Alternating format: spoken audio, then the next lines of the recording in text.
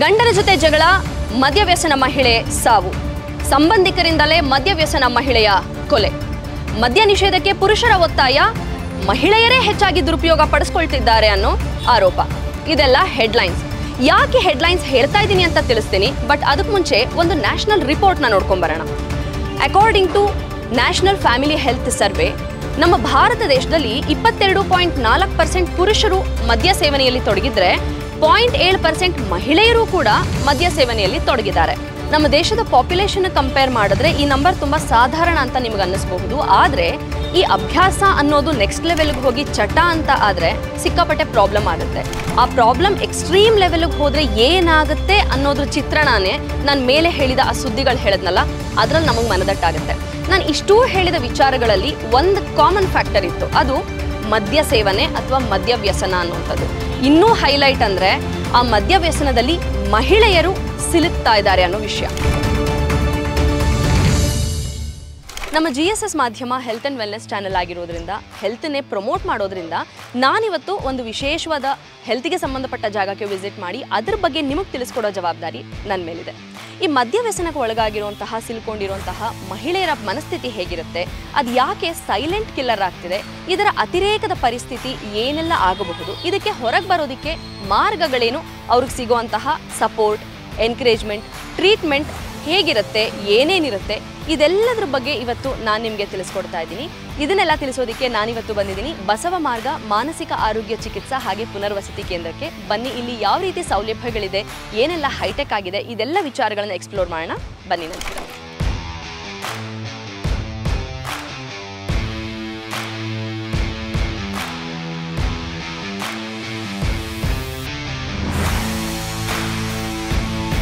Basava Marga ಫೌಂಡೇಶನ್ನ hospital come rehab ಸೆಂಟರ್ನ enter ಆದ ಕೂಡಲೇ first ನನಗೇನು ಅನ್ನಿಸ್ತು, ಫಸ್ಟ್ ಇಂಪ್ರೆಷನ್ ಹೇಗಿತ್ತು ಅಂತ ನಾನು ಹೇಳ್ಬಿಡ್ತೀನಿ.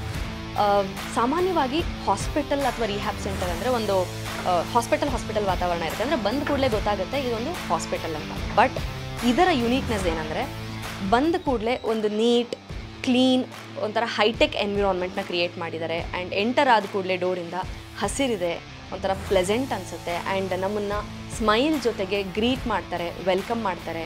ಆ್ಯಂಡ್ ಇಲ್ಲಿ ಒಂದು ಪಾಸಿಟಿವ್ ವೈಬ್ಸ್ನ ಕೊಡುವಂಥದ್ದು. ಯಾರೇ ಒಬ್ಬರು ನಾನು ವ್ಯಸನ ಮುಕ್ತರಾಗಬೇಕು ಅಂತ ಬಸವ ಮಾರ್ಗ ಎಂಟರ್ ಆದ ಕೂಡಲೇ ಆ ಒಂದು ಪಾಸಿಟಿವಿಟಿನ ಹರಡುವಂತಹ ವಾತಾವರಣನ ಕ್ರಿಯೇಟ್ ಮಾಡಿದ್ದಾರೆ. ಯಾರೇ ಬಸವ ಮಾರ್ಗ ಫೌಂಡೇಶನ್ಗೆ ಬಂದರೆ ಅವರ ಫಸ್ಟ್ ಜರ್ನಿ ಸ್ಟಾರ್ಟ್ ಆಗೋದು ಈ ಜಾಗದಿಂದಾನೆ.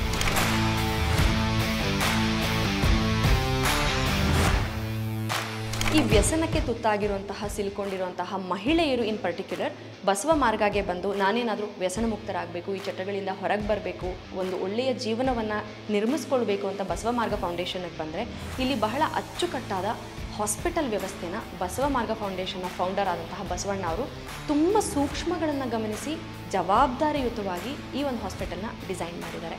ಇನ್ಫ್ಯಾಕ್ಟ್ ವ್ಯವಸ್ಥಾಪಕರಾದಂತಹ ಮಹೇಶ್ ಅವ್ರ ಜೊತೆ ಮಾತಾಡುವಾಗ ಅವ್ರು ಹೇಳಿದ್ರು, ಯಾರಾದರೂ ಇಲ್ಲಿ ಬಂದರು ಅಂತ ಹೇಳಿದ್ರೆ ಫಸ್ಟ್ ಅವ್ರು ಬಂದಾಗ ಅವ್ರನ್ನ ಸ್ಟಡಿ ಮಾಡೋ ರೀತಿ ಇರ್ಬೋದು, ಅಥವಾ ಅವ್ರ ಮನೆಯವ್ರಿಗೆ ಇದನ್ನು ಅರ್ಥ ಮಾಡಿಸೋ ರೀತಿ ಇರ್ಬೋದು, ಆ್ಯಂಡ್ ಈ ಹಾಸ್ಪಿಟಲ್ ಫಂಕ್ಷನಿಂಗ್ ಬಗ್ಗೆ ಇರ್ಬೋದು, ತುಂಬ ಅಚ್ಚುಕಟ್ಟಾಗಿ ಜವಾಬ್ದಾರಿಯುತವಾಗಿ ಎಲ್ಲ ಸೇಫ್ಟಿ ಆ್ಯಂಡ್ ಸೆಕ್ಯೂರಿಟಿನ ಗಮನಿಸ್ಕೊಂಡು ಇದನ್ನು ಡಿಸೈನ್ ಮಾಡಿದ್ದೀವಿ ಅಂತ. ಇಲ್ಲಿ ಅಡ್ಮಿಷನ್ಗೆ ಅಂತ ಬಂದು ಫಸ್ಟ್ ಸ್ಟೆಪ್ ಅಡ್ಮಿಷನ್ ಆದ ನಂತರ ಇಲ್ಲಿ ಪ್ರೈಮರಿ ಫಂಕ್ಷನಿಂಗ್ ಅಂತ ಸ್ಟಾರ್ಟ್ ಆಗೋದು. ಒಬ್ಬ ವ್ಯಸನಿಯ ಸಂಪೂರ್ಣ ಅವರ ಬಾಡಿ ಚೆಕಪ್ ಮಾಡೋದು. ಅಫ್ಕೋರ್ಸ್ ಅದು ತುಂಬ ಇಂಪಾರ್ಟೆಂಟ್ ಆಗುತ್ತೆ, ಏಕೆಂದರೆ ಮದ್ಯವ್ಯಸನಕ್ಕೆ ಒಳಗಾದಾಗ ಅವರು ಅದನ್ನೆಲ್ಲ ಕನ್ಸಂಪ್ಷನ್ ಮಾಡಿದಾಗ ಬಾಡಿ ಫಂಕ್ಷನಿಂಗಲ್ಲಿ, ಬಾಡಿ ಸಿಸ್ಟಮಲ್ಲಿ ತುಂಬ ಏರುಪೇರುಗಳಾಗಿರೋ ಸಾಧ್ಯತೆ ಇರುತ್ತೆ. ಹಾಗಾಗಿ ಬಂದ ಕೂಡಲೇ ಫಸ್ಟು ಓಕೆ ಪುನರ್ವಸತಿ ಕೇಂದ್ರಕ್ಕೆ ಬಂದಿದ್ದೀರಾ, ಇವತ್ತು ಬಂದ್ರಿ, ಇವತ್ತಿಂದ ನಿಮ್ಮನ್ನು ರಿಹ್ಯಾಬ್ಗೆ ಹಾಕ್ಬಿಡ್ತೀವಿ, ನಾಳೆಯಿಂದ ನೀವು ಅದನ್ನೆಲ್ಲ ಏನು ಮುಟ್ಟೋಂಗಿಲ್ಲ, ಆ ಥರ ಸಾಧ್ಯತೆಗಳು ಆಗೋದಿಲ್ಲ. ಹಾಗಾಗಿ ಫಸ್ಟ್ ಅವರನ್ನು ಹಾಸ್ಪಿಟಲ್ಗೆ ಕರ್ಕೊಂಡು ಹೋಗಿ ಅವರ ಬಾಡಿಯ ಟೆಸ್ಟನ್ನು ಮಾಡ್ತಾರೆ.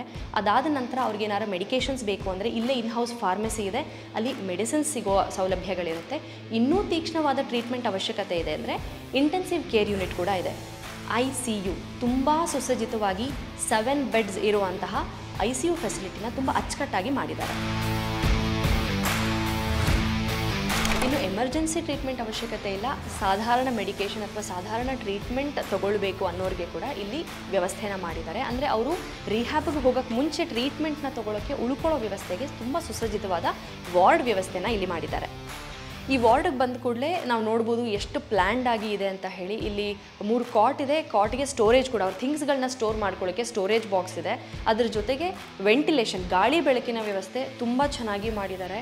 ಆ್ಯಂಡ್ AC ವ್ಯವಸ್ಥೆ ಕೂಡ ಇದೆ. ಆ್ಯಂಡ್ ಫುಡ್ ಕಾರ್ನರ್ ಅಂದರೆ ಡೈನಿಂಗ್ ಏರಿಯಾ ಅಂತ ಕೂಡ ಡಿಸೈನ್ ಮಾಡಿದ್ದಾರೆ, ಅದನ್ನ ಅವ್ರ ಥಿಂಗ್ಸ್ಗಳನ್ನೆಲ್ಲ ಇಟ್ಕೊಳ್ಳೋಕ್ಕೆ ಅಥವಾ ಡೈನಿಂಗ್ ಮಾಡೋದಕ್ಕೆ. ಅಷ್ಟೇ ಅಲ್ಲದೆ ಇಲ್ಲಿ ತುಂಬ ಕ್ಲೀನ್ ಮತ್ತು ಹೈಜೀನ್ ಆಗಿರುವಂತಹ ಬಾತ್ರೂಮ್ ಫೆಸಿಲಿಟಿ ಕೂಡ ವಾರ್ಡ್ ಒಳಗಡೆನೆ ಕೊಟ್ಟಿದ್ದಾರೆ. ಇನ್ಫ್ಯಾಕ್ಟ್ ಇದನ್ನೆಲ್ಲ ನೋಡಿದಾಗ ನನಗನ್ಸಿದ್ದು ಇದರ ಫೌಂಡರ್, ಬಸವ ಮಾರ್ಗ ಫೌಂಡೇಶನ್ನ ಫೌಂಡರ್ ಬಸವ ಅವರು ತುಂಬ ಸಣ್ಣ ಸಣ್ಣ ವಿಚಾರಗಳಿಗೂ ಸೂಕ್ಷ್ಮ ವಿಚಾರಗಳಿಗೂ ತುಂಬ ಒತ್ತು ಕೊಟ್ಟು ಇದನ್ನು ಡಿಸೈನ್ ಮಾಡಿದ್ದಾರೆ. ನಾನು ಆಗಲೇ ಹೇಳಿದಾಗೆ ಬಸವ ಮಾರ್ಗ ಫೌಂಡೇಶನ್ನ ಈ ಒಂದು ಪುನರ್ವಸತಿ ಕೇಂದ್ರದಲ್ಲಿ ಫಸ್ಟು ಅಡ್ಮಿಷನ್ ಆದಮೇಲೆ ಅವರಿಗೆ ಬಾಡಿನ ಸ್ಟಡಿ ಮಾಡಿ ಟ್ರೀಟ್ಮೆಂಟ್ ಅವಶ್ಯಕತೆ ಇದೆಯಾ ಅಂತ ನೋಡಿ, ಅವಶ್ಯಕತೆ ಇತ್ತು ಅಂತ ಹೇಳಿದ್ರೆ 6 ದಿನಗಳ ಕಾಲ ಅವ್ರನ್ನ ಅಬ್ಸರ್ವೇಷನಲ್ಲಿ ಇಡ್ತಾರೆ. ಅಬ್ಸರ್ವೇಷನ್ ಆದಮೇಲೆ ಅವರು ದೈಹಿಕ ಆರೋಗ್ಯದಲ್ಲಿ ಸುಧಾರಿಸ್ತಿದ್ದಾರೆ ಅಂತ ಗೊತ್ತಾದ ಮೇಲೆ ಅವರನ್ನ ರಿಹ್ಯಾಬ್ಗೆ ಶಿಫ್ಟ್ ಮಾಡ್ತಾರೆ. ಇಲ್ಲಿಂದ ಅವರನ್ನ ವ್ಯಸನ ಮುಕ್ತರನ್ನಾಗಿ ಮಾಡುವಂತಹ ಪ್ರಕ್ರಿಯೆ ಪ್ರಾರಂಭ ಆಗುತ್ತೆ. ಇನ್ಫ್ಯಾಕ್ಟ್ ಇಲ್ಲಿ ಶುರುವಾಗುತ್ತೆ ಒಂದು ಬಹುಮುಖ್ಯ ಪಾತ್ರ.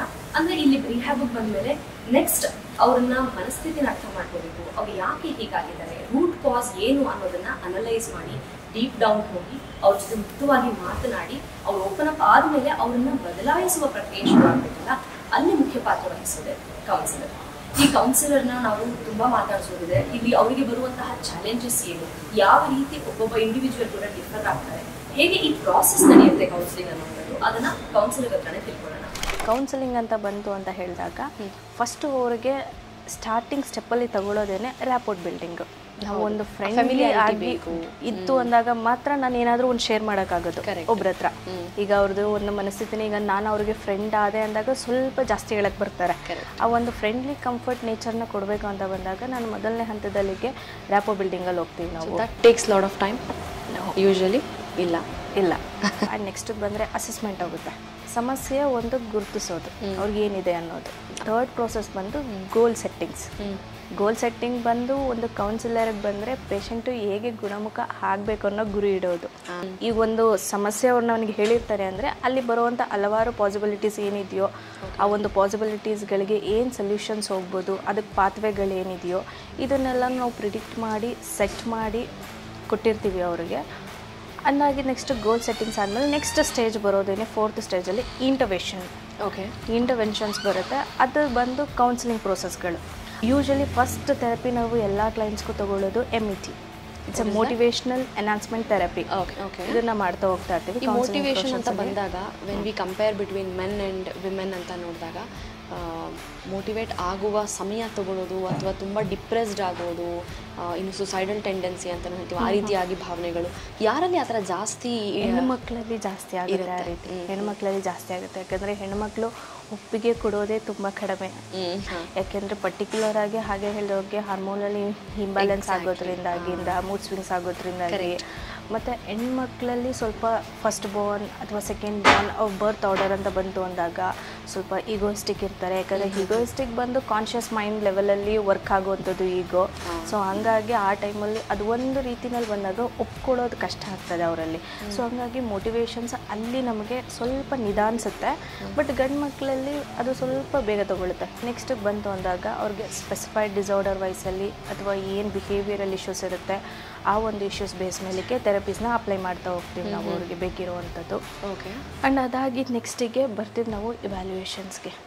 ಅಲ್ಲಿ ಪ್ರತಿಯೊಂದು ಕೇಸಸ್ಗಳದ್ದು ಪ್ರತಿಯೊಂದು ಥೆರಪಿ ಸೆಟ್ಟಿಂಗ್ಸ್ಗಳು ಕೊಟ್ಟಿದ್ದಾಗಿದ್ಮೇಲೆ ಸೈಕಲಾಜಿಕಲ್ ಟೆಸ್ಟ್ಗಳು ಕೂಡ ಮಾಡಿರ್ತೀವಿ.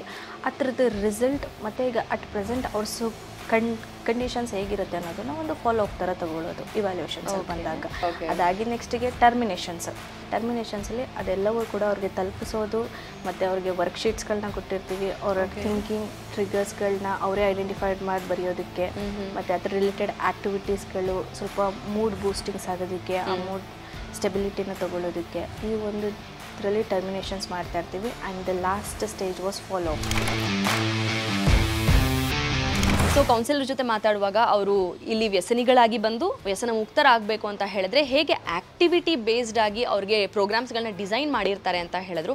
ಅವ್ರಿಗೆ ಮೋಟಿವೇಶ್ನಲ್ ಕ್ಲಾಸಸ್ನ ತಗೊಳ್ಳೋದಿರ್ಬೋದು ಅಥವಾ ಇಂಡಿವಿಜುವಲ್ ಕೌನ್ಸಿಲಿಂಗ್, ಗ್ರೂಪ್ ಕೌನ್ಸಿಲಿಂಗ್ನ ಮಾಡುವಂಥದ್ದು. ಇಲ್ಲಿ ಬಂದು ಹೋಗಿ ಈಚೆ ಹೋದ ನಂತರ ಅವ್ರು ಹೇಗೆ ಸಮಾಜನ ಫೇಸ್ ಮಾಡಬೇಕು, ಮತ್ತೆ ಹೇಗೆ ಆ ವ್ಯಸನಕ್ಕೆ ತುತ್ತು ಆಗಬಾರ್ದು, ಎಷ್ಟು ಧೈರ್ಯವಾಗಿ ಇದನ್ನೆಲ್ಲ ಎದುರಿಸಬೇಕು ಅನ್ನೋ ನಿಟ್ಟಿನಲ್ಲಿ ಲೈಫ್ ಸ್ಕಿಲ್ ಸ್ಟ್ರೆಂಥನಿಂಗ್ ಕೋರ್ಸಸ್ನ ಕೂಡ ಮಾಡುವಂಥದ್ದು. ಈ ಥರ ಎಲ್ಲ ವಿಶೇಷವಾದ ಪ್ರೋಗ್ರಾಮ್ಸ್ಗಳನ್ನ ಡಿಸೈನ್ ಮಾಡಿರ್ತಾರೆ. ಇನ್ನು ಇಷ್ಟೇ ಅಲ್ಲದೆ ಅವ್ರಿಗೆ ಎಂಟರ್ಟೈನ್ಮೆಂಟ್ ಮೂಲಕನೂ ಒಂದಷ್ಟು ಆ್ಯಕ್ಟಿವಿಟಿಗಳನ್ನು ಡಿಸೈನ್ ಮಾಡಿ ಹಾಡು, ಡ್ಯಾನ್ಸು, ಏಕಪಾತ್ರ ಅಭಿನಯ ಇರ್ಬೋದು, ಆರ್ಟು, ಡ್ರಾಯಿಂಗು ಈ ರೀತಿಯಾಗಿ ಅವ್ರನ್ನ ಇನ್ವಾಲ್ವ್ ಮಾಡ್ಕೊಳ್ತಾರೆ. ಅದರ ಜೊತೆಗೆ ಅವರನ್ನೇ ಆ್ಯಕ್ಟಿವಿಟಿಯಲ್ಲಿ ಇನ್ವಾಲ್ವ್ ಮಾಡಿಕೊಂಡು ಅವರ ಮೂಲಕನೇ ಕೆಲವು ವಿಚಾರಗಳನ್ನು ಹೇಳಿಸಿ ಕೌನ್ಸಿಲಿಂಗ್ ಥರನೂ ಮಾಡಿ ಇದರಿಂದ ಹೇಗೆ ಮುಕ್ತರಾಗಬೇಕು, ನಾವು ಇದರಿಂದ ಹೇಗೆ ಹೊರಗೆ ಬರಬೇಕು ಅನ್ನೋದನ್ನು ಅವ್ರ ಕೈಲೇ ಮನಃಪರಿವರ್ತನೆ ಆಗೋ ನಿಟ್ಟಿನಲ್ಲಿ ಕೂಡ ಅವರು ಪ್ರೋಗ್ರಾಮ್ಸ್ಗಳನ್ನ ಡಿಸೈನ್ ಮಾಡಿರ್ತಾರೆ. ಇನ್ನು ಫಿಸಿಕಲಿ ಫಿಟ್ ಆಗಬೇಕು ಅಂತ ಹೇಳಿದ್ರೆ ಒಂದಷ್ಟು ಯೋಗ, ಸ್ಪೋರ್ಟ್ ಆ್ಯಕ್ಟಿವಿಟಿ, ಇಂಡೋರ್ ಇರ್ಬೋದು, ಔಟ್ಡೋರ್ ಇರ್ಬೋದು, ಈ ರೀತಿಯಾಗಿ ಡಿಸೈನ್ ಮಾಡ್ಕೊಂಡಿರ್ತಾರೆ. ಇನ್ನು ಮೆಂಟಲಿ ಫಿಟ್ ಆಗೋದಕ್ಕೆ ಇಲ್ಲಿ ಒಂದು ಬ್ಯೂಟಿಫುಲ್ ಆದ ಸ್ಪಿರಿಚುವಲ್ ಅಪ್ರೋಚ್ ಕೂಡ ಇದೆ. ಸ್ಪಿರಿಚುವಲ್ ಅಪ್ರೋಚ್ ಅಂದರೆ ನಾವು ಈ ಪ್ರಾಪರ್ಟಿಗೆ ಎಂಟರ್ ಆದ ಕೂಡಲೇ ನೋಡಿದ್ವಿ, ಒಂದು ದೇವಸ್ಥಾನನೇ ನಿರ್ಮಾಣ ಮಾಡಿದ್ದಾರೆ, ಒಂದು ದೈವಿಕ ಭಾವನೆ ಬರಲಿ, ಅದು ಒಂದು ಪ್ಯೂರಿಟಿಯಿಂದ ಕೂಡ ಕೂಡಿರಲಿ ಅನ್ನೋ ನಿಟ್ಟಿನಲ್ಲಿ. ಅದ್ರ ಜೊತೆಗೆ ಅವ್ರನ್ನ ಪೂಜಾ ಕೈಂಕರ್ಯಗಳಲ್ಲಿ ಭಾಗವಹಿಸುವಂಥದ್ದು ಅಥವಾ ದೇವಸ್ಥಾನಗಳಿಗೆ ವಿಸಿಟ್ ಕರ್ಕೊಂಡು ಹೋಗುವಂಥದ್ದು, ಈ ರೀತಿಯಾಗಿ ಅವರ ಓವರ್ ಆಲ್ ಟ್ರಾನ್ಸ್ಫಾರ್ಮೇಷನ್ಗೆ ಬ್ಯೂಟಿಫುಲ್ ಆಗಿ ಪ್ರೋಗ್ರಾಮ್ಸ್ಗಳನ್ನ ಡಿಸೈನ್ ಮಾಡಿರ್ತಾರೆ. ಅಷ್ಟೇ ಅಲ್ಲದೆ ಈ ರಿಲ್ಯಾಪ್ಸ್ ಅನ್ನು ಅವಾಯ್ಡ್ ಮಾಡೋದಕ್ಕೆ, ಅಂದರೆ ಹೊರಗಡೆ ಹೋದ್ಮೇಲೆ ಮತ್ತೆ ಅವರು ಈ ವ್ಯಸನಕ್ಕೆ ತುತ್ತಾಗಬಾರ್ದು ಅನ್ನೋ ನಿಟ್ಟಿನಲ್ಲಿ ಅದಕ್ಕೆ ಅವ್ರನ್ನ ಅವ್ರು ಹೇಗೆ ಪ್ರಿಪೇರ್ ಮಾಡ್ಕೊಳ್ಬೇಕು, ಅವ್ರನ್ನ ಅವ್ರು ಹೇಗೆ ಕಂಟ್ರೋಲ್ ಮಾಡ್ಕೊಳ್ಬೇಕು, ಮತ್ತೆ ಅದು ಚಟಕ್ಕೆ ಬಲಿ ಆಗದೆ ಇರೋ ಹಾಗೆ ಹೇಗೆ ಅವ್ರನ್ನ ಅವರು ಸ್ಟ್ರಾಂಗ್ ಆಗಿ ಬೆಳೆಸ್ಕೊಳ್ಬೇಕು ಅನ್ನೋ ನಿಟ್ಟಿನಲ್ಲಿ ಕೂಡ ಸಾಕಷ್ಟು ಟ್ರೈನಿಂಗ್ ಪ್ರೋಗ್ರಾಮ್ಸ್ಗಳನ್ನ ಮಾಡ್ತಾರೆ. ಇನ್ನೊಂದು ಅವ್ರಿಗೆ ಇಲ್ಲಿಂದ ಹೋದ್ಮೇಲೆ ಆನ್ಲೈನ್ ಟ್ರೈನಿಂಗ್ ಕೂಡ ಇರುತ್ತೆ. ಅದರ ಜೊತೆಗೆ ಇಲ್ಲಿರುವಾಗಲೇ A&A ಆಲ್ಕೋಹಾಲ್ ಅನಾನಿಮಸ್ ಅಂತ ಹೇಳಿ ಅವ್ರ ಕೈಲೇ ನಾನು ಯಾತಕ್ಕೆ ಈ ಚಟಕ್ಕೆ ಬಲಿಯಾದೆ, ಅದರಿಂದ ವ್ಯತಿರಿಕ್ತವಾದ ಪರಿಣಾಮ ಏನಾಯಿತು, ಯಾಕೆ ಇದಕ್ಕೆ ಬರಬಾರ್ದು ಅನ್ನೋದನ್ನು ಮನದಟ್ಟು ಮಾಡ್ಕೊಳ್ಳೋ ನಿಟ್ಟಿನಲ್ಲಿ ತುಂಬ ವಿಶೇಷವಾದ ಯುನೀಕ್ ಪ್ರೋಗ್ರಾಮ್ಸ್ಗಳನ್ನ ಡಿಸೈನ್ ಮಾಡಿದ್ದಾರೆ. ಇಲ್ಲಿ ಬಂದರೆ ಬಹುಶಃ ರಿಸಲ್ಟ್ ಓರಿಯೆಂಟೆಡ್, ನಾನು ಇಲ್ಲಿ ಬಂದೆ ಅಂದರೆ ನಾನು ಆರಾಮ್ ಆಗ್ತೀನಿ ಅನ್ನೋ ಭರವಸೆನ ಕೊಡುವಂತಹ ಎಲ್ಲ ಅಚ್ಚುಕಟ್ಟಾದ ಪ್ರೋಗ್ರಾಮ್ಸ್ನ ಕೊಡ್ತಾರೆ.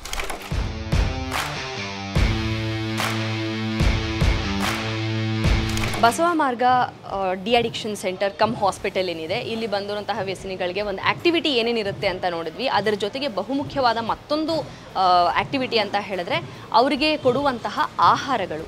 ಇಲ್ಲಿ ಆಹಾರ ಅಂತ ಬಂದಾಗ ಇನ್ ಹೌಸ್ ಕಿಚನ್ನ ಎಸ್ಟಾಬ್ಲಿಷ್ ಮಾಡಿದ್ದಾರೆ. ಅಲ್ಲಿ ಸುಸಜ್ಜಿತವಾದ ವ್ಯವಸ್ಥೆ ಇದೆ. ಶುಚಿ ಮತ್ತು ರುಚಿಗೆ ಅತ್ಯಂತ ಪ್ರಾಮುಖ್ಯತೆಯನ್ನು ಕೊಡ್ತಾರೆ. ಅಷ್ಟೇ ಅಲ್ಲ, ಇಲ್ಲಿ ಅಡುಗೆ ಮಾಡುವಂತಹ ಭಟ್ರು ಏನಿದ್ದಾರೆ ಅವರು ಕೂಡ ತುಂಬ ಎಕ್ಸ್ಪೀರಿಯನ್ಸ್ಡ್ ಇರೋರು, ಈ ಮುಂಚೆ ಒಂದು ಪ್ರತಿಷ್ಠಿತ ಹೋಟೆಲ್ಗಳಲ್ಲಿ ಕೆಲಸ ಮಾಡಿ ಬಂದಿರತಕ್ಕಂಥವ್ರು. ಅಂಥವ್ರ ಮೂಲಕ ಡಾಕ್ಟರು ಆ ಪರ್ಟಿಕ್ಯುಲರ್ ಪೇಷಂಟ್ಗೆ ಏನೇನನ್ನು ಡಿಸೈನ್ ಮಾಡಿ ಕೊಡ್ತಾರೆ. ಅಂದರೆ ಯಾರಿಗೋ ಏನೋ ಸಮಸ್ಯೆ ಇದೆ, ಅವರು ಒಂದು ಕಂಡೀಷನಲ್ಲಿದ್ದಾರೆ ಅಂತ ಹೇಳಿದ್ರೆ ಅವರಿಗೆ ಹೇಗೆ ಬೇಕೇ ಹಾಗೆ ಕಸ್ಟಮೈಸ್ ಮಾಡಿ ಅಡುಗೆಯನ್ನು ಮಾಡಿ ಕೊಡ್ತಾರೆ, ಊಟವನ್ನು ಇವರಿಗೆ ಕೊಡ್ತಾರೆ.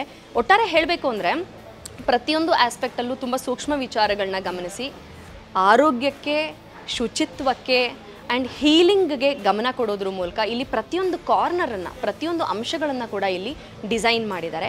ಇಂಥ ಒಳ್ಳೆ ವಿಷನ್ ಇಟ್ಕೊಂಡಿರುವಂತಹ ಬಸವ ಮಾರ್ಗ ಫೌಂಡೇಶನ್ನ ಫೌಂಡರ್ ಆದಂತಹ ಬಸವ ಅವ್ರನ್ನ ಮಾತಾಡ್ಸೋಣ. ಅವರ ಈ ವಿಷನ್ ಹೇಗೆ ಬಂತು, ಹೇಗೆ ಇದೊಂದು ನಿರ್ಮಾಣ ಆಯಿತು, ಇದೆಲ್ಲ ವಿಚಾರಗಳನ್ನ ಅವ್ರನ್ನೇ ಕೇಳೋಣ.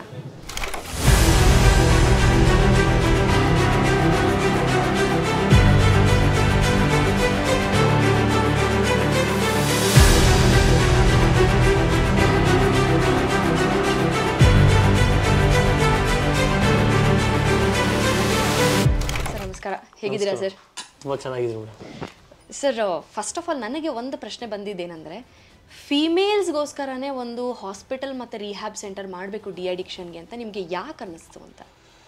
ಮೊದಲು ನಾನು ಈ ಸಮಸ್ಯೆ ಸಿಕ್ಕೊಂಡಿದ್ದೆ. ನಾನು ಒಬ್ಬ ವ್ಯಸನ ಮಾಡ್ತಿದ್ದಂಥ ವ್ಯಕ್ತಿ ಆಗಿದ್ದೆ. ಇದರಿಂದ ಹೊರ ಬರಬೇಕು ಅಂತ ಪ್ರಯತ್ನ ಪಟ್ಟು ಹೊರ ಬಂದೆ. ಹೊರ ಬಂದಾಗ ನನ್ನಲ್ಲಿ ತುಂಬ ಯಾವಾಗಲೂ ನೆಗೆಟಿವ್ ಥಾಟ್ಸ್ಗಳು ಜಾಸ್ತಿ, ಮತ್ತು ಆತ್ಮವಿಶ್ವಾಸದ ಕೊರತೆ ತುಂಬ ಇತ್ತು.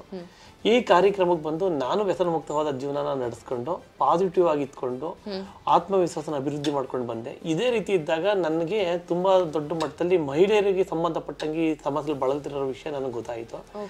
ಇದನ್ನ ಈಗಲೆಲ್ಲ 5 ವರ್ಷದಿಂದನೂ ಪ್ಲಾನ್ ಮಾಡ್ತಾನೆ ಇದ್ದೆ, ಮಾಡಬೇಕು ಅಂತ. ಆದರೆ ಆತ್ಮವಿಶ್ವಾಸದ ಕೊರತೆ ಮತ್ತೆ ಸಮಾಜದ ಸಹಾಯ ಮತ್ತೆ ಭಗವಂತನ ಕೃಪೆ ಸಿಗದೇನೆ ಇಲ್ಲಿ ತನಕ ಅದು ಬಂದಿತ್ತು. ಈಗ ಅದು ಕಾಲ ಕೂಡ ಬಂದಿದೆ. ಅದರಿಂದ ಇಲ್ಲಿ ಒಂದು ವ್ಯವಸ್ಥಿತವಾಗಿ ಒಂದು ಮಾನಸಿಕ ಆಸ್ಪತ್ರೆ ವಿತ್ ಲೇಡೀಸ್ಗೆ ರಿಹ್ಯಾಬಿಲಿಟೇಷನ್ ಅನ್ನ ನಾವು ವಿಶೇಷವಾಗಿ ಇಲ್ಲಿ ಮಾಡ್ಕೊಂಡಿದ್ದೀವಿ. ಸರ್, ಯುನೀಕ್ ಆಗಿ ಅಥವಾ ಎಕ್ಸ್ಕ್ಲೂಸಿವ್ ಆಗಿ ಮಹಿಳೆಯರಿಗೆ ಮಾಡ್ತಾ ಇರೋದ್ರಿಂದ ಹೈಲೈಟ್ಸ್ ಆಫ್ ದಿಸ್ ಎಸ್ಟಾಬ್ಲಿಷ್ಮೆಂಟ್, ಈ ಒಂದು ಹಾಸ್ಪಿಟಲ್ನ ಹೈಲೈಟ್ಸ್ ಅನ್ನೋದಾದರೆ ಏನು ಅಂತ ಹೇಳ್ತೀರಾ? ಮೇಡಮ್, ಮೊದಲನೇದಾಗಿ ಈ ವ್ಯಸನಕ್ಕೆ ದಾಸರಾದಂಥ ಮಹಿಳೆಯರಿರಲಿ ಪುರುಷರಿರಲಿ ಆರೋಗ್ಯ ಸಮಸ್ಯೆ ದೊಡ್ಡ ಮಟ್ಟದಲ್ಲಿ ಇರ್ತದೆ. ಆ ವ್ಯವಸ್ಥೆನ ಸಂಪೂರ್ಣವಾಗಿ ಆರೋಗ್ಯನ ಸರಿ ಮಾಡೋಕ್ಕೋಸ್ಕರ ಫಸ್ಟು ಇಲ್ಲಿ ಆಸ್ಪತ್ರೆ ವ್ಯವಸ್ಥೆ ಮಾಡ್ಕೊಂಡಿದ್ವಿ. ಅದಕ್ಕೆ ಸಂಬಂಧಪಟ್ಟಂಥ ಡಾಕ್ಟರ್ಸ್ಗಳನ್ನ ವ್ಯವಸ್ಥೆಗಳು ಮಾಡ್ಕೊಂಡಿದ್ವಿ. ಯಾವುದೇ ಒಂದು ರಿಹಾಬಿಲಿಟೇಷನ್ಗಳಲ್ಲಿ ಮನೆಯವ್ರ ಜೊತೆ ಇರೋಕ್ಕೆ ಅವಕಾಶಗಳಿಲ್ಲ. ಇಲ್ಲಿ ಮನೆಯವ್ರ ಜೊತೆ ಇರೋಕ್ಕೆ ಅವಕಾಶಗಳು, ಜೊತೆಗೆ ಅವ್ರು ಇಲ್ಲಿ ಇತ್ಕೊಂಡೆ ಅವರ ಉದ್ಯೋಗಗಳನ್ನೂ ಅವ್ರು ಮಾಡ್ಕೋಬೋದು. ಚಿಕಿತ್ಸೆಯ ಜೊತೆಗೆ ಅವರ ಒಂದು ಉದ್ಯೋಗಗಳು ಏನಿದೆ, ಅವ್ರ ಬಿಸ್ನೆಸ್ ಏನಿದೆ, ಅದನ್ನು ಇಲ್ಲೇನೆ ಒಂದು ಸಮಯದಲ್ಲಿ ಮಾಡ್ಕೊಳ್ಳೋ ಥರ ಒಂದು ವ್ಯವಸ್ಥೆಗಳನ್ನ ನಾನು ಮಾಡಿಕೊಟ್ಟಿದ್ದೀನಿ. ಇಲ್ಲಿ ಬರುವಂಥ ವ್ಯಕ್ತಿಗಳ ಒಂದು ಪೇಷಂಟ್ಗಳು ಸಂಬಂಧಪಟ್ಟಂಗೆ ಯಾವುದೇ ಒಂದು ಮಾಹಿತಿ ಹೊರಗಡೆ ಲೀಕ್ ಆಗ್ದಂಗೆ ಗೌಪ್ಯತೆನ ಕಾಪಾಡುವ ಉದ್ದೇಶಕ್ಕೆ, ಮತ್ತೆ ಅವ್ರಿಗೆ ಯಾವ್ದಾರ ಒಂದು ಉದ್ಯೋಗಕ್ಕೆ ಸಮಸ್ಯೆ ಆಗದಿರ್ತಾರೆ ಯಾವ್ದಾರು ಸರ್ಟಿಫಿಕೇಟ್ಗಳು ಬೇಕು ಅಂತ ಹೇಳಿದ್ರೆ ಮೆಡಿಕಲ್ ಸರ್ಟಿಫಿಕೇಟ್ಗಳು, ಮತ್ತೆ ಅದಕ್ಕೆ ಬೇಕಾದ್ರೆ ಯಾವ್ದಾದ್ರು ಏನ್ ಸಹಾಯ ಬೇಕು ಸಂಸ್ಥೆ ಮಾಡಕ್ಕೆ ರೆಡಿ ಇದೆ. ಎಲ್ಲ ಪಾಸಿಟಿವ್ ಆಗಿ ಮಾತಾಡಿದೀವಿ. ಒಂದಷ್ಟು ಆಡಿಯನ್ಸ್ ಪರ್ಸ್ಪೆಕ್ಟಿವ್ ಅಲ್ಲಿ ಇನ್ನೊಂದಷ್ಟು ಕೊಂಕು ವಿಚಾರಗಳು ಬಂದೇ ಬರುತ್ತೆ. ಏನಾರು ಒಂದು ಮಾಡ್ತೀನಿ ಕೆಲಸ ಅಂದಾಗ ಒಂದಷ್ಟು ಪ್ರಶ್ನೆಗಳು ಇರ್ಬೋದು, ಕೊಂಕುಗಳು ಇರ್ಬೋದು. ಯಾರೋ ಕೇಳಬಹುದು, ಇಲ್ಲಿ ಬಂದಿದ ತಕ್ಷಣ ಬಿಟ್ಬಿಡ್ತಾರಾ, ಮತ್ತೆ ಶುರು ಮಾಡೋದಿಲ್ವಾ ಅಂತ ಕೇಳ್ತಾರೆ. ಅಂತ ಪ್ರಶ್ನೆಗೆ ಉತ್ತರ ಏನ್ ಕೊಡ್ತೀರಾ? ಮೇಡಮ್, ಮೊದಲನೇದಾಗಿ ಎಲ್ಲ ಒಂದು ಪ್ರಯತ್ನ ಇರಲೇಬೇಕು. ಒಂದು ಪ್ರಯತ್ನ ಪಟ್ಟಾಗ್ಲೇ ಅದಕ್ಕೆ ಫಲಿತಾಂಶ ಸಿಗ್ತದೆ. ಆದ್ರೆ ನಾವು ಪಟ್ಟಿರೋಂಥ ಪ್ರಯತ್ನ ಪ್ರಾಮಾಣಿಕವಾಗಿ 100% ಎಫೆಕ್ಟ್ ಆಗಿದ್ದ ನಮ್ಮಲ್ಲಿ ನಾವು ಆತ್ಮಾವಲೋಕನ ಮಾಡ್ಕೋಬೇಕಾಗ್ತದೆ. ನಾವು ಮಾಡುವಂತ ಕೆಲಸನ ಕರೆಕ್ಟಾಗಿ ಮಾಡಿದ್ರೆ ಫಲಿತಾಂಶನ ಬಯಸೋದು ತುಂಬಾ ತಪ್ಪು. ಅದೇ ತರ ಇಲ್ಲಿಗೆ ಬಂದಂತ ವ್ಯಕ್ತಿಗಳು ಯಾರು ನಾವು ಹೇಳ್ಕೊಟ್ಟಂತ ಪ್ರೋಟೋಕಾಲ್ನ ಫಾಲೋ ಮಾಡಿ ಅದಕ್ಕೆ ಬೇಕಾಗಿರುವಂತ ಒಂದು ಫಲಿತಾಂಶಕ್ಕೆ ಬೇಕಾಗಿರುವಂತ ಒಂದು ಎಫೆಕ್ಟ್ ಹಾಕಿ ಅದನ್ನ ಅಭ್ಯಾಸ ಮಾಡಿರ್ತೀರಿ, 100% ಭಾಗ ಫಲಿತಾಂಶ ಸಿಕ್ಕಿರ್ತದೆ. ಸೊ ಸಕ್ಸಸ್ ರೇಟ್ ಇದೆ ಅಂತ ಹೇಳ್ತೀವಿ. 100% ಭಾಗ ಇದೆ ಸರ್. ಇಲ್ಲಿ ನೀವು ಅಡ್ಮಿಷನ್ ಅಂತ ಪ್ರಾಸೆಸ್ ಬಂದಾಗ ಇಲ್ಲಿ ಯಾರೋ ವ್ಯಸನಿ ಬರ್ತಾರೆ ಅಂದರೆ ಇಲ್ಲಿಯ ಕಮರ್ಷಿಯಲ್ ಆ್ಯಂಗಲ್ ಏನಿರುತ್ತೆ ಸರ್? ಅಂದರೆ ಎಷ್ಟು ದುಡ್ಡು ಕೊಡಬೇಕಾಗುತ್ತೆ, ತುಂಬ ಖರ್ಚಾಗುತ್ತಾ, ಅಥವಾ ಯಾರಿಗಾದರೂ ಏನಾದರೂ ಕನ್ಸೆಷನ್ ಕೊಡ್ತೀರಾ? ಯಾಕೆಂದರೆ ಯಾರಿಗೆ ಏನೇ ಒಂದು ಜಾಗಕ್ಕೆ ಹೋಗಿ ನಾನು ಏನಾರು ಟ್ರೀಟ್ಮೆಂಟ್ ತೊಗೋಬೇಕು ಅಂದರೆ ಮೊದಲನೇದು ಡ್ರಾಬ್ಯಾಕ್ ಬರೋದೆ ಎಷ್ಟು ಖರ್ಚಾಗುತ್ತೋ ಏನೋ ಅಂತ. ಅದ್ರ ಬಗ್ಗೆ ಏನು ಕ್ಲಾರಿಟಿ ಕೊಡ್ತೀರಿ? ಇಲ್ಲಿ ನಾವು ಯಾವ ಥರ ವ್ಯವಸ್ಥೆ ಮಾಡ್ಕೊಂಡಿದ್ದೀವಿ ಅಂದರೆ ನಾನು ನಮ್ಮ ಸಂಸ್ಥೆ ಬೀದಿಲಿರುವಂಥ ವ್ಯಕ್ತಿಯಿಂದ ಹಿಡಿದು ತುಂಬ ದೊಡ್ಡ ಮಟ್ಟದ ಐಷಾರಾಮಿ ಜೀವನ ನಡೆಸ್ತಾ ಇದನ್ನ ಅಂಥವ್ರಿಗೂ ತಲುಪಬೇಕು ಅನ್ನೋ ಉದ್ದೇಶಕ್ಕೋಸ್ಕರ ಈ ಸಂಸ್ಥೆನ ಇಟ್ಕೊಂಡು ಉಚಿತ ಕ್ಯಾಂಪಿಂದ ಹಿಡಿದು ಅವ್ನು ಯಾವ ರೀತಿ ಸೌಲಭ್ಯ ತಗೋತಾನೆ ಆ ರೀತಿ ವ್ಯವಸ್ಥೆ ಮಾಡಿ ಅದಕ್ಕೊಂದು ಫೀಸ್ನ ನಾವು ಮಾಡಿದ್ದೀವಿ ಮೇಡಮ್. ಇಲ್ಲಿ ಬರುವಂಥ ಫೀಸಲ್ಲಿ ತಗೊಂಡು ಪ್ರತಿಯೊಂದು ಸಮಾಜಮುಖಿಯಾದ ಕೆಲಸಗಳನ್ನ ಮಾಡಿ ಮುಂದೆ ನಮ್ಮ ಬಸವ ಮಾರ್ಗದ ಏನು ಒಂದು ಕನಸಿದೆ ಆ ಕನಸಿಗೆ ಸಹಕಾರ ಮಾಡ್ಕೊಳ್ಳೋಕ್ಕೋಸ್ಕರ ಈ ತರ ಒಂದು ವ್ಯವಸ್ಥೆಗಳನ್ನ ನಾವು ಮಾಡ್ಕೊಂಡಿದ್ದೀವಿ. ಅಂದ್ರೆ ಇವಾಗ ಏನೂ ನನಗೆ ಬ್ಯಾಕ್ಗ್ರೌಂಡ್ ಇಲ್ಲ ಅಂದ್ರವ್ರಿಗೂ ಅಫೋರ್ಡಬಲ್ ಆಗೋ ಹಾಗೆ ಫ್ರೀ ಕ್ಯಾಂಪ್, ನೀವು ಏನು ಕಟ್ಟಕ್ಕೆ ಆಗಲ್ಲ ಅಂತ ಹೇಳಿದ್ರೆ ನೀವು ಅದನ್ನ ಫ್ರೀ ಕ್ಯಾಂಪ್ ಅಲ್ಲಿ ಆರೋಗ್ಯಕ್ಕೆ ಸಂಬಂಧಪಟ್ಟಂತ ವೈದ್ಯಕೀಯ ವೆಚ್ಚನ ಭರಿಸಿ ಇನ್ನು ಮಿಕ್ಕಿದ್ದು ಬಸವ ಮಾರ್ಗ ಸಿಗೋದೆಲ್ಲ ಫ್ರೀ ಇರ್ತದೆ. ಅದನ್ನೇ ಕೇಳಕ್ ಹೋದೆ, ಫ್ರೀ ಅನ್ನೋದು ಏನೇನು ಅಥವಾ ಎಲ್ಲಿ ದುಡ್ಡು ಇನ್ವಾಲ್ವ್ ಆಗುತ್ತೆ, ಎಷ್ಟನ್ನ ಫ್ರೀ ಆಗಿ ಕೊಡ್ತೀರಿ ಅಂತ? ಮೇಡಮ್, ನಾವು ಈ ಫ್ರೀ ಕ್ಯಾಂಪ್ಗಳಲ್ಲಿ ಏನೇನು ಫ್ರೀ ಸಿಗ್ತದೆ, ಬಸವ ಮಾರ್ಗದಲ್ಲಿ ಸಿಗುವಂತ ಮೂಲಭೂತ ವಸ್ತುಗಳು ಅಂದ್ರೆ ಉದಾಹರಣೆಗೆ ಇಲ್ಲಿ ಮಲಗುವಂತ ವ್ಯವಸ್ಥೆ ಇರ್ಬೋದು, ಕ್ಲಾಸ್ ಇರ್ಬೋದು, ಕೌನ್ಸಿಲಿಂಗ್ ಇರ್ಬೋದು, ಊಟ ತಿಂಡಿ ಯೋಗ ಧ್ಯಾನ ಸಂಪೂರ್ಣ ಏನೇನೊಬ್ಬ ಫೀಸ್ ಏನೇನು ಸಿಗ್ತದೆ ಅಷ್ಟು ಉಚಿತವಾಗಿ ಸಿಗ್ತದೆ. ಆದ್ರೆ ಅವ್ರ ಆರೋಗ್ಯಕ್ಕೆ ಸಂಬಂಧಪಟ್ಟಂಗೆ ಹೊರಗಡೆಯಿಂದ ಏನು ನಾವು ತರಿಸ್ತೀವಿ, ಅವ್ರ ಬ್ಲಡ್ ಚೆಕಪ್ ಇರ್ಬೋದು, ಹೆಲ್ತ್ ಚೆಕಪ್ ಇರ್ಬೋದು, ಟ್ಯಾಬ್ಲೆಟ್ಗಳು ಇರ್ಬೋದು, ಮತ್ತೆ ಬೇರೆ ಯಾವ್ದಾದ್ರು ಕಾಯಿಲೆಗೆ ತುತ್ತಾಗಿದ್ರೆ ಅದಕ್ಕೆ ಸಂಬಂಧಪಟ್ಟಂಗೆ ಅವ್ರು ಅದನ್ನ ಬರ್ಸ್ಕೋಬೇಕಾಗಿದೆ. ಅದನ್ನ ನಾವು ಟ್ರೀಟ್ಮೆಂಟ್ ಮಾಡಲ್ಲ, ಅದನ್ನ ಹೊರಗಡೆ ಮಾಡಿಸಿ ಅವರೇ ಮಾಡ್ಕೊಬೇಕಾಗುತ್ತೆ. ಓಕೆ, ಅದ್ಭುತವಾದ ಕೆಲಸ ಮಾಡ್ತಿದ್ದೀರಿ ಸರ್. ಹೀಗೆ ಮುಂದುವರಿಸ್ತಾ ಇರಿ. ಸಮಾಜಕ್ಕೆ ನಿಮ್ಮ ಕೊಡುಗೆ ನಿರಂತರವಾಗಿ ಬರ್ತಾ ಇರಲಿ. Thank you sir. Thank you sir. Basava Marga ಫೌಂಡೇಶನ್ನ ವ್ಯವಸ್ಥಾಪಕರಿದ್ದೀರಿ. ಸೊ ವ್ಯವಸ್ಥೆ ಅನ್ನೋ ನಿಟ್ಟಿನಲ್ಲಿ ನೋಡಿದಾಗ ಈಗೊಂದು ಫೀಮೇಲ್ ಹಾಸ್ಪಿಟಲ್ ಕಮ್ ರಿಹ್ಯಾಬ್ ಮಾಡಬೇಕು ಅಂದಾಗ ವ್ಯವಸ್ಥೆಗಳನ್ನು ಮಾಡುವಾಗ ಹೇಗೆ ಈ ವಿಚಾರಗಳನ್ನು ಗಮನದಲ್ಲಿ ಇಟ್ಕೊಳ್ಬೇಕಾಗಿ ಬಂತು? ಅಂದರೆ ಒಂದು ರೆಫರೆನ್ಸ್ ಅಂತ ಬೇಕು, ಒಂದು ಸೋರ್ಸ್ ಅಂತ ಬೇಕು, ಇದಕ್ಕಿಂತ ಬೆಟರ್ ಆಗಿ ಮಾಡಬೇಕು ಅನ್ನುವ ಒಂದು ಪ್ಯಾರಾಮೀಟರ್ ಬೇಕಲ್ವಾ? ಸೊ ಆ ಪ್ರಾಸೆಸ್ ಹೇಗಾಯಿತು ಅಂತ? ಹೆಣ್ಣು ಮಕ್ಕಳಿಗೆ ಹೆಚ್ಚಿನ ಒಂದು ಸೆಕ್ಯೂರಿಟಿ ಬೇಕಾಗುತ್ತೆ. ಖಂಡಿತವಾಗಿ ಅದರಲ್ಲಿ ವ್ಯವಸ್ಥಿತವಾಗಿ ಸೆಕ್ಯೂರಿಟಿ ಮಾಡಬೇಕಾಗತ್ತೆ. ವ್ಯವಸ್ಥಿತವಾಗಿ ಸೆಕ್ಯೂರಿಟಿ ಹೇಗೆ ಅಂದರೆ, ಸೆಕ್ಯೂರಿಟಿ ಅಂದರೆ ಯಾರೋ ಒಂದು ಇಬ್ರು ಇಟ್ಬಿಡೋದು, ನೋಡ್ಕೊಳ್ತಾರೆ ಬಿಡು, ಅದು ಹಾಗಾಗಲ್ಲ, ಹಾಗಲ್ಲ. ನುರಿತವಾಗಿರುವಂಥ ಸೆಕ್ಯೂರಿಟಿಗಳನ್ನ ನಾವು ಇಡಬೇಕಾಗತ್ತೆ. ನಾವೇನು ಸೆಕ್ಯೂರಿಟಿ ಬೇಕೋ ಅದನ್ನ ವ್ಯವಸ್ಥಿತವಾಗಿ ಒದಗಿಸ್ಕೊಟ್ಟಾಗ ಅವ್ರ ಮನಸ್ಸಲ್ಲಿದ್ದಂಥ, ಮನೆಯವ್ರ ಮನಸ್ಸಲ್ಲಿದ್ದಂಥ ಭಯ ಹೊರಟೋಗುತ್ತೆ. ಬೇಸಿಕ್ ಅದೇ ಬೇಕಾಗಿರೋದು. ಫಸ್ಟು ಮನೆಯವ್ರ ಮನಸ್ಸಲ್ಲಿರುವ ಆ ಭಯನ ತೆಗೆದ್ರೆ ಚಿಕಿತ್ಸೆಗೆ ಸ್ಪಂದಿಸ್ತಾರೆ. ಅಬ್ಸಲ್ಯೂಟ್ಲಿ. ಈಗ ನಮ್ಮ ಬಸವ ಮಾರ್ಗದಲ್ಲಿ ಸಾಕಷ್ಟು ಸೆಕ್ಯೂರಿಟಿ ಸಿಸ್ಟಮ್ ಇಟ್ಟಿದ್ದೀವಿ. ಒಂದು CC ಕ್ಯಾಮೆರಾ, ಕೆಲಸಗಾರರು ಹೆಣ್ಮಕ್ಳಿಂದ ನಮಗೆ ಅದು ಏನೇನು ಬೇಕು ವ್ಯವಸ್ಥಿತವಾಗಿ ಅವ್ರಿಗೆ ಸ್ವಲ್ಪ ವಾಶ್ರೂಮ್ ಕ್ಲೀನ್ ಮಾಡೋದಾಗ್ಬೋದು, ಬೇರೆ ಸ್ಟಾಫ್ ನರ್ಸ್ ಆಗ್ಬೋದು, ಇಲ್ಲ ಅವರು ಪರ್ಸನಲ್ ಯಾವುದೇ ವಿಚಾರಗಳಿದ್ರು ಮಾತಾಡಲಿಕ್ಕೆ ಕೌನ್ಸಿಲರ್ಗಳಾಗ್ಬೋದು, ಅದನ್ನೆಲ್ಲ ವ್ಯವಸ್ಥಿತವಾಗಿ ಮಾಡಿಕೊಟ್ಟಿದ್ದೀವಿ. ಓಕೆ. ಜೊತೆಗೆ ಚಿಕಿತ್ಸೆ ಜೊತೆಲಿ ನಾವು ಇಲ್ಲಿರುವಂಥ ಆ ಮಹಿಳಾ ಒಂದು ಪೇಷಂಟ್ ಏನಿದ್ದಾರೆ ಅವ್ರಿಗೆ ಅದೇ ನಿಟ್ಟಲ್ಲಿ ಬಲ ಮತ್ತು ಭರವಸೆ ಎರಡನ್ನೂ ಕೊಟ್ಟಾಗ ಪೇಷಂಟ್ ನಮಗೆ ಚಿಕಿತ್ಸೆಗೆ ಸ್ಪಂದಿಸ್ತಾರೆ. ಕರೆಕ್ಟ್.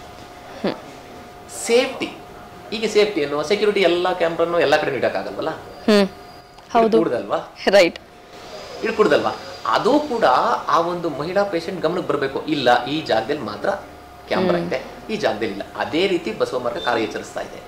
ಸೇಫ್ಟಿ ಆ್ಯಂಡ್ ಸೆಕ್ಯೂರಿಟಿ ಬಗ್ಗೆ ಹೇಳಿದ್ರಿ. ಇನ್ನೊಂದು ನೋಷನ್ ಇದೆ, ರಿಹ್ಯಾಬ್ ಸೆಂಟರ್ಸ್ ಅಂದರೆ ಸ್ವಲ್ಪ ಮ್ಯಾನ್ ಹ್ಯಾಂಡ್ಲಿಂಗ್ ಮಾಡ್ತಾರೆ, ಹೊಡಿತಾರೆ, ಬಡಿತಾರೆ. ಎಷ್ಟೋ ವರದಿಗಳಲ್ಲೂ ನಾವು ನೋಡಿದ್ದೀವಿ ವ್ಯವಸ್ಥಿತವಾಗಿ ಕಾರ್ಯನಿರ್ವಹಿಸದೇ ಇರುವಂತಹ ರಿಹ್ಯಾಬ್ ಸೆಂಟರ್ಸಲ್ಲಿ. ಸೊ ಆ ನಿಟ್ಟಿನಲ್ಲಿ ಬಸವ ಮಾರ್ಗ ಹೇಗೆ ಕೆಲಸ ಮಾಡ್ತಾ ಇದೆ, ಹೇಗೆ ಎಕ್ಸ್ಟ್ರಾ ಕೇರ್ ತೊಗೊಂಡಿದೆ ಅಂತ? ವ್ಯಕ್ತಿ ರೋಗಕ್ಕೆ ತುತ್ತಾಗಿದ್ದಾನೆ, ಅವನಿಗೆ ಬೇಕಾಗಿರೋದು ಚಿಕಿತ್ಸೆ, ಸ್ಥೈರ್ಯ. ಹೊಡೆಯೋದ್ರಿಂದ ವ್ಯಕ್ತಿ ಈ ನಶದಿಂದ ಹೊರಗಡೆ ಬರ್ತಾನೆ ಅನ್ನೋದೇ ಆಗಿದ್ರೆ ಒಂದು ಆಂಬುಲೆನ್ಸ್ ಮಾಡಿಕೊಂಡು ಒಂದಷ್ಟು ದೊಣ್ಣೆಗಳನ್ನ ಇಟ್ಕೊಂಡು ಊಟುತ್ತಾ ಹೊರಟೋಗ್ಬಿಡ್ಬೋದಾಗಿತ್ತು ನಾವು. ಒಂದು. ಎರಡನೇದು, ಯಾಕೆ ಅವ್ರ ಮನೆಯವರು ತಂದಿಲ್ಲಿ ಸೇರಿಸ್ಬಿಟ್ಟು ದುಡ್ಡು ನಮ್ಮ ಕೈಗೆ ಕೊಟ್ಬಿಟ್ಟು ನಮ್ಮ ಕೈಲಿ ಯಾಕೆ ಕೊಡಿಸ್ಬೇಕು, ಅದೇ ದುಡ್ಡು ಮನೇಲಿ ಮಡಿಕೊಂಡು ಹೊಡಿಬೋದಾಗಿತ್ತು. ಚಿಕಿತ್ಸೆ ಅದಲ್ಲ, ಮ್ಯಾನ್ ಹ್ಯಾಂಡ್ಲಿಂಗ್ ಚಿಕಿತ್ಸೆ ಅಲ್ಲ, ಖಂಡಿತ ಚಿಕಿತ್ಸೆ ಅಲ್ಲ. ನಿಮಗೆ ಶಿಸ್ತುಬದ್ಧತ ಜೀವನನ ನಡ್ಸೋಕ್ಕೆ ಭಯ ಇಟ್ಕೊಳ್ಳಿ, ತೊಂದರೆ ಇಲ್ಲ. ಒಂದು ಟೈಮ್ ಶೆಡ್ಯೂಲ್ ಆಗ್ಬೋದು, ಒಂದು ಡಿಸಿಪ್ಲಿನ್ ಆಗ್ಬೋದು, ಟೈಮ್ ಸೆನ್ಸ್ ಆಗ್ಬೋದು, ಇದನ್ನು ಇಟ್ಕೊಂಡು ರಿಹ್ಯಾಬಿಟೇಷನ್ ನಡೆಸ್ಬೋದು. ಆ ನಿಟ್ಟಲ್ಲಿ ಬಸವ ಮಾರ್ಗ ನಡೀತಾ ಇದೆ. ಯಾವ ನಿಟ್ಟಲ್ಲಿ ಅಂದರೆ ಶಿಸ್ತುಬದ್ಧತ ಜೀವನ, ಒಂದು ಟೈಮ್ ಸೆನ್ಸ್ ಏನಿದೆ ಅದು, ಭಯ, ಡಿಸಿಪ್ಲಿನ್ಡ್ ಆಗಿ ಇದರಲ್ಲಿ ನಡೀತಾ ಇದೆ. ಭಯ ಯಾವುದ್ರಲ್ಲಿದೆ ಅಂದರೆ, ನಾನು 8:15ಗೆ ಟಿಫನ್ಗೆ ಹೋಗಬೇಕು, ನನಗೆ ಆ ಭಯ ಇರಬೇಕು. ಬೆಳಿಗ್ಗೆ 5:45ಗೆ ಹೇಳ್ಬೇಕು, ಹೇಳಲೇಬೇಕು, ಅಷ್ಟೇ ಭಯ ಇರಬೇಕು. ಆಕ್ಚುಲಿ ನಿಮ್ಗೆ ಆಧ್ಯಾತ್ಮಿಕತೆ ಅಂದರೆ ಬೇರೆ ಯಾವುದೂ ಅಲ್ಲ, ಭಯ, ಭಕ್ತಿ, ಗೌರವ, ಮೂರೇ. ಈ ಮೂರು ನನ್ನೊಳಗಡೆ ಇದ್ದರೆ ನಾನು ಆವತ್ತಿನ ದಿನನ ತುಂಬ ಚೆನ್ನಾಗಿ ಸಂಪೂರ್ಣವಾಗಿ ನನ್ನ ಯೋಗ್ಯತೆಗೆ ಅನುಸಾರವಾಗಿ ನಾನು ಆ ಜೀವನ ಮುಗಿಸಿ 24 ಗಂಟೆ ಕ್ಲಿಯರ್ ಮಾಡ್ತೀನಿ. ಸೊ ಇದನ್ನ ಮನದಟ್ಟು ಮಾಡಿಕೊಟ್ಟು ಅವ್ರು ಪರಿವರ್ತನೆ ಮಾಡೋದೇ ಬಸವ ಮಾರ್ಗ ಫೌಂಡೇಶನ್ನ ಮುಖ್ಯವಾದ ಗುರಿಯಾಗಿ. ಲೈಫಲ್ಲಿ ಎಲ್ರಿಗೂ ಸೆಕೆಂಡ್ ಚಾನ್ಸ್ ಸಿಗೋದಿಲ್ಲ, ಆದರೆ ಬಸವ ಮಾರ್ಗ ಫೌಂಡೇಶನ್ ಸೆಕೆಂಡ್ ಚಾನ್ಸ್ ಇದೆ ಆ್ಯಂಡ್ ಅದು ಹೇಗೆ ಅನ್ನುವ ದಾರಿಯನ್ನು ಕೂಡ ತೋರಿಸ್ಕೊಡೋದ್ರ ಮೂಲಕ ಭರವಸೆಯನ್ನು ಮೂಡಿಸ್ತಾ ಇದೆ. ಬಸವ ಮಾರ್ಗ ಫೌಂಡೇಶನ್ನ ಒಂದು ಮಾನಸಿಕ ಚಿಕಿತ್ಸಾ ಆರೋಗ್ಯ ಮತ್ತು ಪುನರ್ವಸತಿ ಕೇಂದ್ರ ಹೇಗಿದೆ, ಅದರಲ್ಲೂ ಈ ಮಹಿಳಾ ಘಟಕ ಹೇಗೆ ಕಾರ್ಯನಿರ್ವಹಿಸ್ತಾ ಇದೆ, ಯಾವ ರೀತಿ ಒಂದು ದೊಡ್ಡ ಕಾಂಟ್ರಿಬ್ಯೂಷನ್ನ ಕೊಡ್ತಾ ಇದೆ ಅನ್ನೋದನ್ನು ಈ ಸಂಚಿಕೆ ಮೂಲಕ ನೋಡಿದ್ದೀವಿ. ಅದೇ ರೀತಿ ಬಸವ ಮಾರ್ಗ ಫೌಂಡೇಶನ್ನ ಫೌಂಡರ್ ಆದಂತಹ ಬಸವರಾಜು ಅವರು ಕೂಡ ಮಾತಾಡುವಾಗ ಮೆನ್ಷನ್ ಮಾಡಿದ್ರು, ಈ ಕುಡಿತವನ್ನು ಬಿಡಿಸೋದಕ್ಕೆ, ವ್ಯಸನದಿಂದ ಮುಕ್ತರನ್ನಾಗಿ ಮಾಡೋದಕ್ಕೆ ಉಚಿತವಾದ ಶಿಬಿರವನ್ನು ಕೂಡ ಆಯೋಜನೆ ಮಾಡ್ಕೊಂಡಿದ್ದಾರೆ. ಇದೇ ನವೆಂಬರ್ 9ರಿಂದ 18ನೇ ತಾರೀಕು 10 ದಿನಗಳ ಉಚಿತ ಶಿಬಿರ. ಹಾಗಾಗಿ ಈ ವಿಡಿಯೋ ಎಲ್ಲ ನೋಡಿದ್ಮೇಲೆ ನಿಮಗೂ ಕೂಡ ಯಾರು ನಿಮ್ಮ ಸುತ್ತಮುತ್ತ ಇದ್ದಾರೆ ಅಥವಾ ಯಾರಿಗೂ ಅವಶ್ಯಕತೆ ಇದೆ ಅಂತ ಹೇಳಿದ್ರೆ ಅವರಿಗೆ ಈ ವಿಡಿಯೋವನ್ನು ಖಂಡಿತ ಶೇರ್ ಮಾಡಿ. ಆ್ಯಂಡ್ ಇವರನ್ನು ಕಾಂಟ್ಯಾಕ್ಟ್ ಮಾಡೋದು ಹೇಗೆ, ಎಲ್ಲಿದೆ, ಏನು, ಇವರ ಕಾರ್ಯ ವೈಖರಿಗಳೇನು, ಕಾರ್ಯ ಚಟುವಟಿಕೆಗಳೇನು ಅಂತ ತಿಳ್ಕೊಳ್ಬೇಕು ಅಂದರೆ ಕಂಪ್ಲೀಟ್ ಡೀಟೇಲ್ಸ್ನ ಡಿಸ್ಕ್ರಿಪ್ಷನ್ ಬಾಕ್ಸಲ್ಲಿ ಹಾಕಿರ್ತೀವಿ, ಚೆಕ್ ಮಾಡಿ, ಕಾಂಟ್ಯಾಕ್ಟ್ ಮಾಡಿ.